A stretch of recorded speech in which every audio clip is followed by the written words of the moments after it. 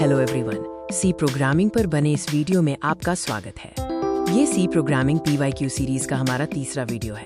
इसमें हम पिछले सालों के जरूरी सवालों पर चर्चा करेंगे ताकि परीक्षा की आखिरी समय की तैयारी में आपकी मदद हो सके। क्वेश्चन 1, डेटा के स्ट्रक्चर या फॉर्मेट को क्या कहा जाता है? डेटा के स्ट्रक्चर या फॉर्मेट को सिंटैक्स कहा जाता है। ये बताता है कि सिंबल, कीवर्ड और डेटा टाइप को मिलाकर सार्थक नियम कैसे बनाए जाते हैं।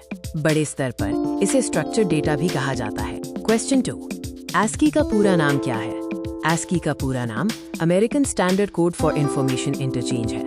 ये एक एनकोडिंग स्टैंडर्ड है जो इंसानों के पढ़ने लायक कैरेक्टर्स को बाइनरी नंबर्स में बदलता है, जिन्हें कंप्यूटर प्रोसेस करते हैं। क्वेश्चन 3, सी में कॉन्स्ट कीवर्ड क्या दर्शाता है? सी में कॉन्स्ट कीवर्ड ये बताता है कि किसी वेरिएबल की वैल्यू रीड ओनली सिर्फ पढ़ी जा सकने वाली है। इसे शुरू में असाइन करने के बाद बदला नहीं जा सकता। अगर कोड इसे ओवरराइट करने की कोशिश करता है तो ये एरर देता है, जिससे सुरक्षा मिलती है। क्वेश्चन 4, सी में सभी कीवर्ड्स अंडरस्कोर में होते हैं। सी में सभी कीवर्ड्स लोअर केस अक्षरों में होते हैं। क्योंकि सी एक केस सेंसिटिव भाषा है, इसलिए कंपाइलर अपर केस और लोअर केस कैरेक्टर्स को अलग अलग तरह से देखता है, इसलिए केवल लोअर केस वर्जन ही मान्य होते हैं। क्वेश्चन 5, ऑब्जेक्ट ओरिएंटेड प्रोग्रामिंग के लिए कौन सी विशेषताओं का जोड़ा जरूरी है? ऑब्जेक्ट ओरिएंटेड प्रोग्रामिंग की जरूरी विशेषताओं में एब्स्ट्रैक्शन, एनकैप्सुलेशन, पॉलीमॉर्फिज्म और इनहेरिटेंस शामिल हैं। ये जटिलता को मैनेज करने, डेटा को सुरक्षित रखने और कोड के दोबारा इस्तेमाल को बढ़ावा देने में मदद करते हैं। क्वेश्चन 6, स्टोरेज क्लास के लिए किस कीवर्ड का इस्तेमाल किया जाता है?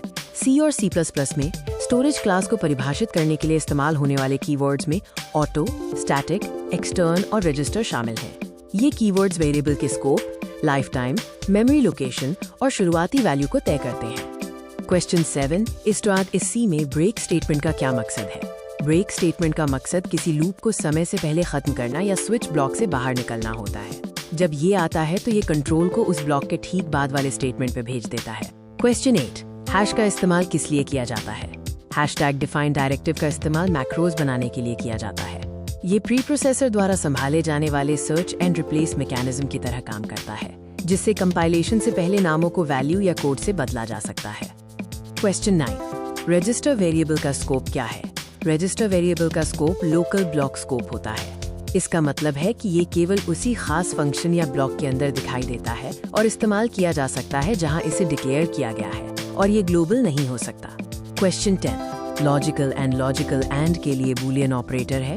C++, जावा और जावास्क्रिप्ट जैसी भाषाओं में लॉजिकल एंड के लिए एंड का इस्तेमाल किया जाता है, जबकि पाइथन में एंड शब्द का इस्तेमाल होता है।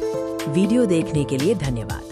अगर ये वीडियो आपकी परीक्षा की तैयारी में मददगार रहा तो कृपया इसे लाइक और कमेंट करें और ऐसी ही और MCQ सीरीज के लिए सब्सक्राइब करें।